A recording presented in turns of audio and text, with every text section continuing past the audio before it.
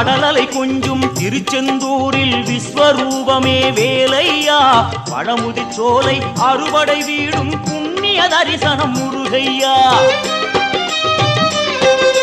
திருநீர் அணிந்து வரும் போது நெஞ்சில் நிம்மதி பிறக்குது கந்தையா